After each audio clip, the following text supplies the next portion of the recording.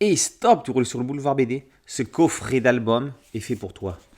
Chassé-croisé au Val d'Oré. Victor et ses parents viennent d'arriver dans leur nouvelle maison. C'est une splendide bâtisse victorienne en pleine campagne. Le gamin harcèle ses parents pour avoir un chien, sauf qu'ils vont lui offrir un chat et qu'il n'en voulait pas. C'est bien plus utile pourtant pour attraper les souris. Ça ne va pas l'empêcher de jouer avec lui dehors. C'est là qu'ils vont être poursuivis par un chien qui n'a pas l'air des plus aimables. Le garçon qui ne voulait pas de chat est le premier des 4 petits albums qui composent le coffret Chassé-croisé au Val d'Oré. Dans Une vie de chien, on découvre comment un chiot a été adopté par un papa et ses 2 filles jumelles, Lou et Marion. Il sera leur compagnon de jeu à toutes les 2, jusqu'à ce que l'une d'entre elles, Lou, soit mortellement mordue par un serpent. C'est elle que l'on retrouvera dans la 3e partie, la petite fille fantôme, dans sa condition d'ectoplasme, cherchant à envoyer des signes à son père et à sa sœur, discutant avec les animaux et voltigeant dans l'univers. Le 4e livre, Un président pas comme les autres, raconte le destin d'un homme qui, comme le titre l'indique, devient président de la République. Sauf que président, ce n'est pas tout à fait le rôle que l'on croit.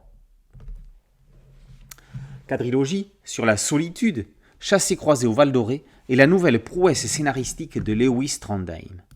Il y est question de la solitude d'un petit garçon, seul môme avec ses parents, celle d'un chien qui a perdu une maîtresse, celle d'un fantôme qui regarde ceux qui sont restés, et plus étonnant, celle d'un président isolé par le pouvoir et découvrant sa véritable fonction. Toutes ces histoires se croisent et s'imbriquent, des scènes trouvant des échos ou un autre point de vue d'un album sur l'autre. Elles peuvent se lire dans n'importe quel ordre, et il est merveilleux de revenir sur les premières une fois que l'on a tout lu. 20 ans après Les Trois Chemins et sa suite Sous les mers, Trondheim retrouve son complice espagnol Sergio García Sánchez pour cette aventure atypique. Les auteurs n'ont d'ailleurs pas pu s'empêcher de faire un clin d'œil aux Trois Chemins avec ces routes qui se suivaient tout au long des doubles pages, dans une double planche justement du garçon qui ne voulait pas de chat. La maquette est presque formidable. Les albums carrés sont réunis dans un joli coffret.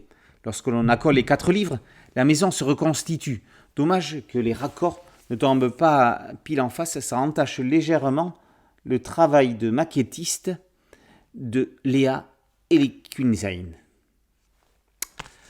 Mon rêve serait de redevenir enfant dans la maison à la campagne avec mes parents, dit le président à Victor. Grâce à ces auteurs, avec des livres comme ça, le lecteur le redevient. N'est-ce pas ça, le plus merveilleux ? Chassé-croisé au Val d'Oré par Trondheim et García Sánchez est paru aux éditions Dupuis. Boulevard BD, c'est un site dédié, un podcast audio et une chaîne YouTube. Merci de liker, de partager et de vous abonner. A très bientôt sur Boulevard BD. Ciao.